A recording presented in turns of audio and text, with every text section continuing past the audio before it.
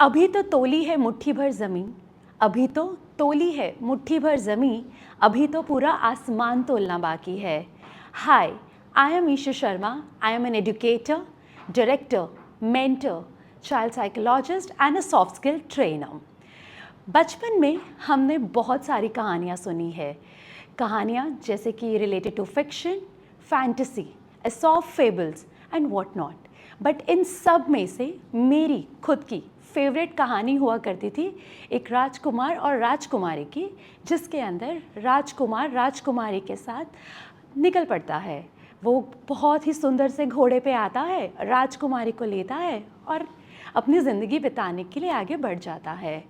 मेरे साथ साथ हो सकता है आप सबकी भी ये कहानी कहीं ना कहीं फेवरेट हो, लेकिन क्या कभी किसी ने हमें बताया है कि जब राजकुमार और राजकुमारी निकल पड़ते हैं उनकी आगे की ज़िंदगी कैसी होती है? आज ये कहानी सुनिए राजकुमारियों की, बट मेरी ज़ुबानी। राजकुमार और राजकुमारी अपने बहुत ही सुंदर से सफ़र पे निकल पड़ते हैं। आगे थोड़ा वक्त बिताते हैं, चलते चलते राजकुमार घर बनाता है और राजकुमारी घर संवारती है।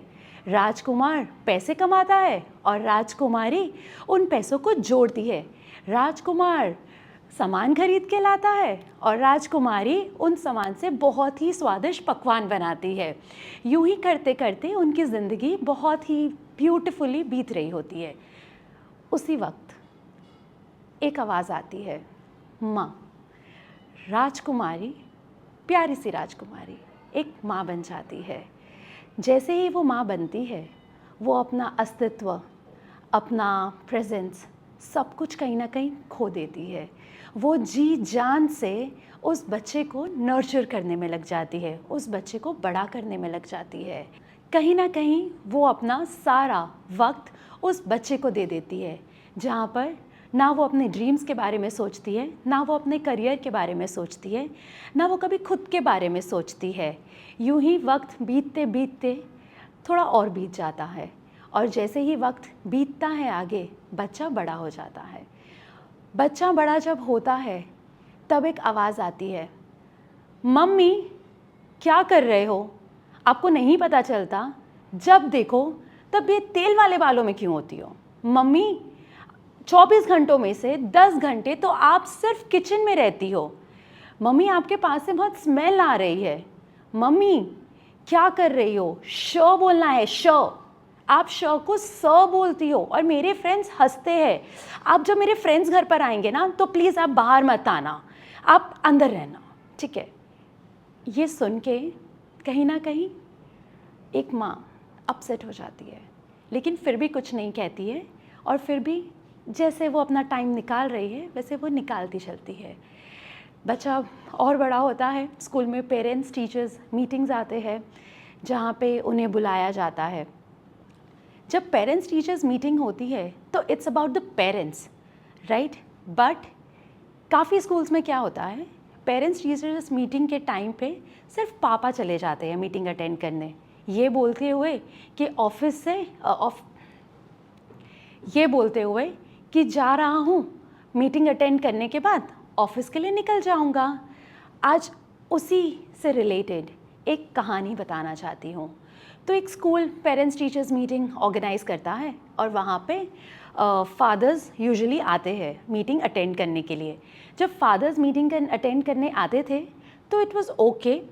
पहली मीटिंग पापा लोग आए, दूसरी मीटिंग फिर से फादर्स आए, तीसरी मीटिंग फिर से फादर्स आए और उस वक्त ये ऑब्ज़र्व किया गया कि 70 to 80% खाली पापा ही मीटिंग में आ रहे हैं। मम्मी का कहीं ना कहीं थोड़ा सा नाम निशान भी नहीं है। स्कूल ने नेक्स्ट मीटिंग जब ऑर्गेनाइज करी तो ये कहा कि इस मीटिंग में mothers need to come to the school and visit us. मम्मी लोग मीटिंग में आते हैं, that was the 4th PTM of the school. जैसे ही मम्मी लोग मीटिंग में आते हैं, काफ़ी सारे फेसेस नए फेसेस थे और उस टाइम ये रियलाइज़ हुआ कि ये जो मदर्स है ये रेयरली घर से बाहर निकलते हैं। और उसी वक्त एक बच्चा आता है अपनी मम्मी के साथ और वो बच्चा आके बोलता है, ma'am she does not know English, she can not speak in English, तो आप इनसे हिंदी में बात करना। और मैं क्या करता हूँ ना, वैसे उनको पता नहीं है, और ठीक है, खाने पीने के बारे में उनको कुछ भी पूछ लो ma'am, but these things she does not understand because she does not matches to my level. After listening to this, I was surprised. And mother, who was there, she just bowed down. She held her head down. I just asked the child, Beta, just wait outside and let me just meet and talk to your mom. He said, okay. He stepped out of the class and वहाँ पे उसकी mummy बैठती है. तो उसकी mummy ये बोलती है, मैम कोई बात नहीं, मैं इसकी बातों का बुरा नहीं मानती हूँ क्योंकि घर पे सभी ऐसे बात करते हैं. And it was a great shock. I was so surprised.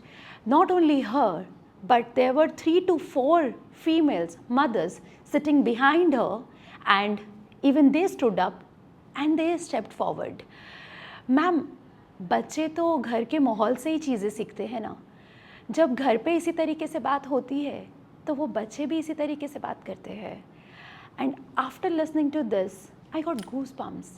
This is not the way we are supposed to deal with mothers or with the women. They are actually the one who laid the foundation. They are the one who are nurturing their kids. They are the one who are helping kids with their career, with their dreams. And are they the one who are going to be result out this way? No. A big no.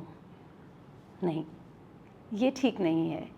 So, after discussing with the management team, the school organized her Saturday को mother's के लिए sessions होंगे जहाँ पे school की buses जाएगी उनको pick करने के लिए और स्कूल की बसेस उनको ड्रॉप करेगी.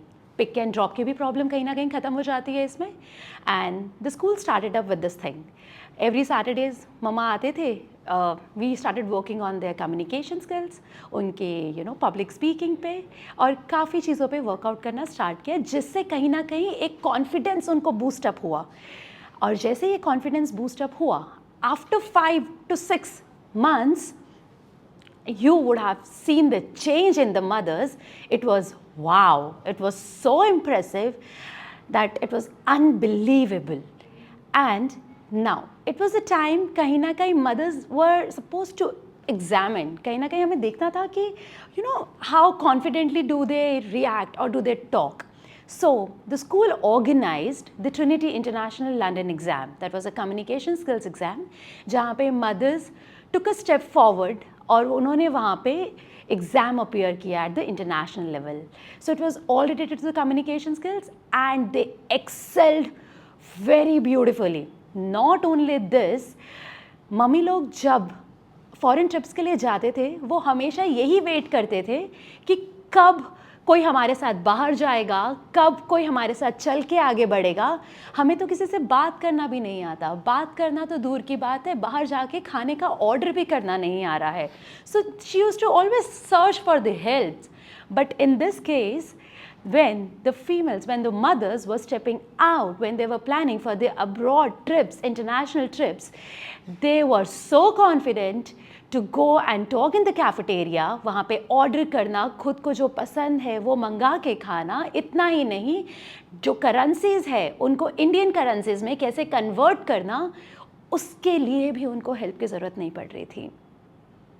सो my dear audience, dear females, dear women, dear mothers, a very simple thing. No matter, I know it is hard, I know it is really difficult, but do not lose the hope. You need to stand for your dreams, you need to stand for your career, you need to stand for your rights. अपना अस्तित्व, अपना वजूद अपने परिवार के लिए या अपने बच्चों के लिए हमें नहीं गंवाना है, हमें ग्रो करना है. No matter, you can take a break. हम एक ब्रेक ले सकते हैं कोई चीज़ से, बट इसका मतलब ये नहीं है कि ब्रेक लेते लेते लेते लेते कहीं ना कहीं हम एक स्टेप बैक कर जाए, फिर कहीं हमारा कॉन्फिडेंस ही ना छूट जाए. So please go and achieve your dreams. What you want to do, Please do it, no matter what, no matter how tough it is. Yes, we need to deck up ourselves in the beautiful clothes. हमें अच्छे कपड़े पहनने हैं, हमें अच्छा makeup लगाना है, but इसी के साथ साथ there is a jewel as a communication skills, there is a jewel as a public speaking, there is a jewel as a building up the confidence. हमें ये सारे गहने भी पहनने हैं. उठिए, बढ़िए, कदम से कदम बढ़ाइए. Help yourself and help your surrounding also. And trust me, you can do it because it's your time to achieve. It's your time to glorify. It's your time to proceed with things ahead. And trust me, you can do it because the first step is difficult, but step after step and step after step makes things really easy. Go for it and start working for yourself. Thank you.